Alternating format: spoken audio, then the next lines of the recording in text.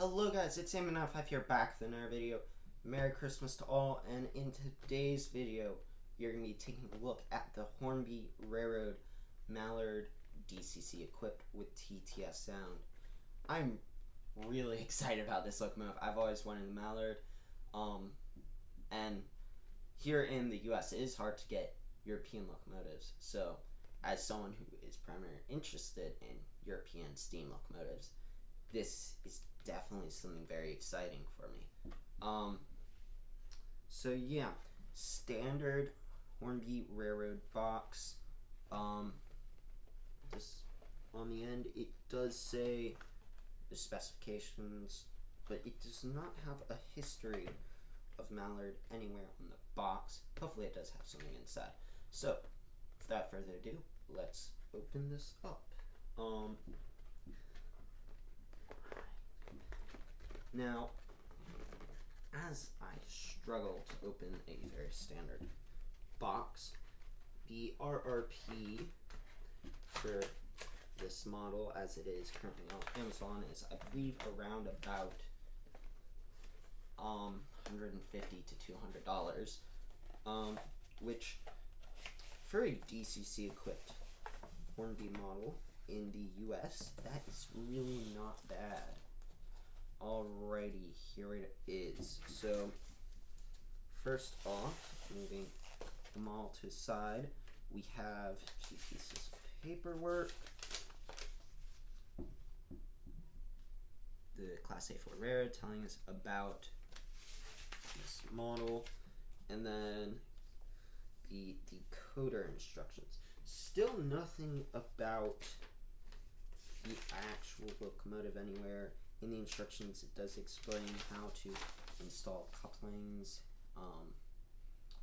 remove the model, simple stuff like that, but I'm still failing to see anything about the history of the model, so that is unfortunate. Looking at the box on the back, we have a little accessories bag. If I just carefully remove this, it looks like we have some brake rigging, an extra NEM coupler, and some hose pipes. I'll definitely be installing these, and that seems to be it. So let us move the front protective screen and take a look at this model. Just carefully lift it out of here. Down. Alrighty. So flipping it over, and first glance, this does look like a pretty... that is an interesting idea. Sorry, looking at details, looks like a very decent model. I'm not seeing anything I'm not liking straight off the bat. Seems our NEM coupler has fallen off, and it's bent. Ooh, that is not good. We'll just bend that back and put that to the side. So, things I'm noticing straight off the bat, it does have a partially visible mold seam right along the center of the boiler, but they have cleverly disguised it with rivets. I don't know if that is entirely accurate or if that was intentional at all, but that is a very interesting idea. You do have sprung buffers on the front, only the front, not the rear of the locomotive. Separately applied handrails going along the side of the boiler, and a separately applied pipe going right there. I do not know what that pipe is for. Separately applied metal whistles here and here. Handrails on the tender, separately applied as well. Separately applied brake vacuum pipe, I think it is, on the front there. Let's see if I'm missing anything. And that seems to be about it for the separately applied details. First off, the sheen on this model paint job is spot on. Looks lovely. The printing seems fine. Oh, we have etched nameplates, which seem separately applied. That's very nice. Very nice molding detail. I'm not seeing too many bad molding marks. It's all very clearly depicted. Looking at the underside, we have a metal chassis with riveting on the front bogie here. Looks, I cannot see. I'm trying to not get my ugly mop of hair in the way of the camera. We do have tender pickups by the looks of things. Very nicely done. Painted axles on this side. Is it the same on the other side? Oh, careful please, Alexander. Yes, it is. Awesome. Very nicely done. Non-flanged wheels here, and that is awesome for me on my layout because flanged back wheels do prove a large issue. It has proved a large issue with my Hornby Tornado. So it's good to see it's not on this, and hopefully I won't have any issues with that on my layout. Looking further, nice valve gear detail. This is where the brake rigging would go. No, and I guess it wouldn't really need to be depicted, but there's no semblance of a third cylinder, third valve.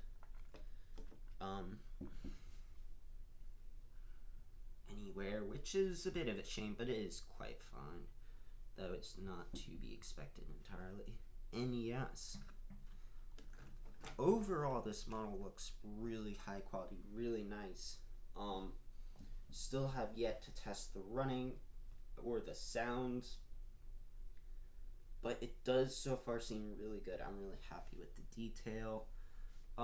Is not above average as it is a Hornby rare model, but it is spot on there, and would gladly display this with my other models happily. So let me get a setup of track, and then we'll see how this thing runs.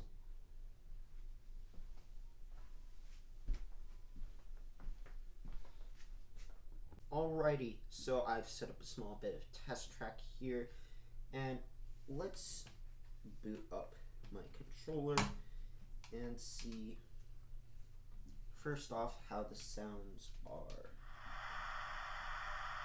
Alright, so that's the idle. Function 2 is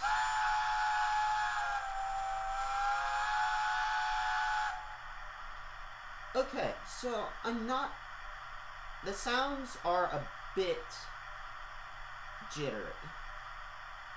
Sort of like teeth chattering. It's got a bit of that type, which is not very impressive.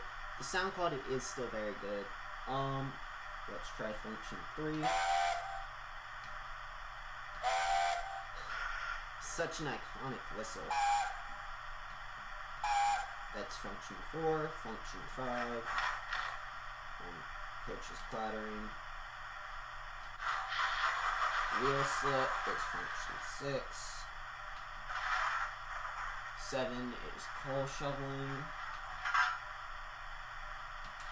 8 is injector release, I believe. Quite loud. 9 is nothing.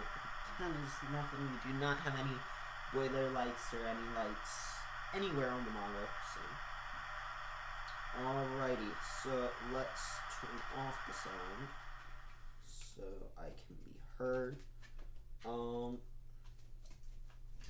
Let's start off and see if this can do a crawl at all and what grade of crawl it is. So turning it up at about the first speed step. Looking at the second. There's the third.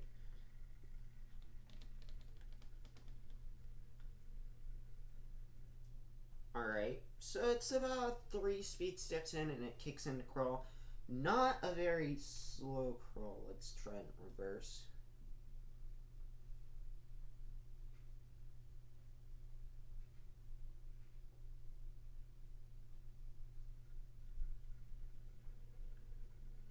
That's the absolute slowest I can get to go.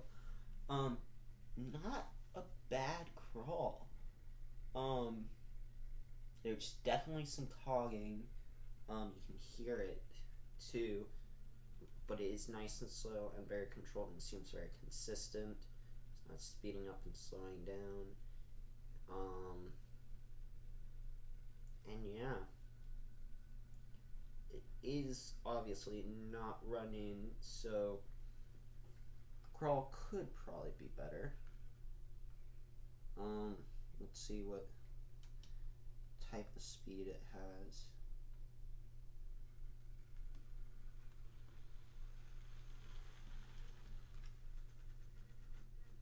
Obviously I have a very only short bit of track, so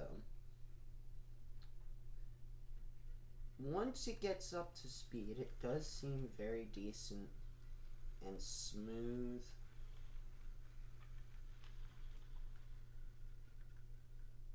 The lower speeds definitely there's a lot of cogging, but I think that is forgivable considering how nice and controlled it is. It does have the slow guide.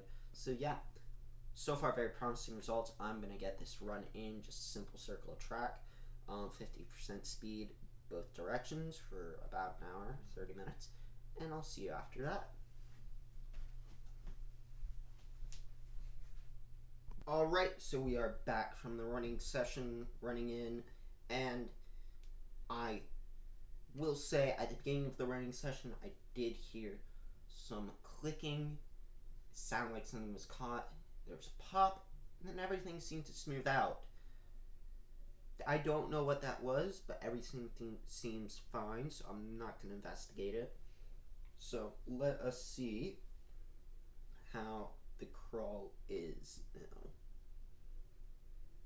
Turning it up at about 2.5 speed steps. So this is 3. Well, I would say that's a lot less cogging.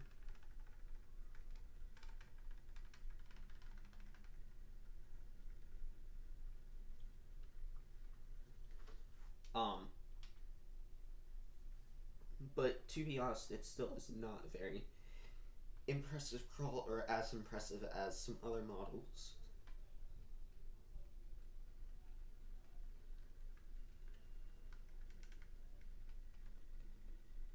It is on DCC, so it is hard to get that perfect balance between no throttle and throttle. There we go. That is pretty impressive.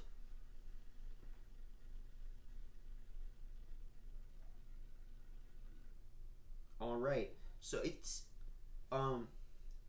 final notes, definitely very nice model.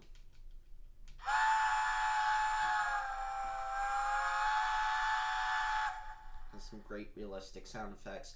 For the price, is definitely worth it. Really nice model. And it is just, there is something about it that is hard to mess up on Mallard. It is such a gorgeous model, and especially with the smaller details such as the nameplates right here and here, it's something, it's just, there's something about it. So I hope you all enjoyed today's video. Hit the like button and subscribe, and I'll see you all in the next one. Bye!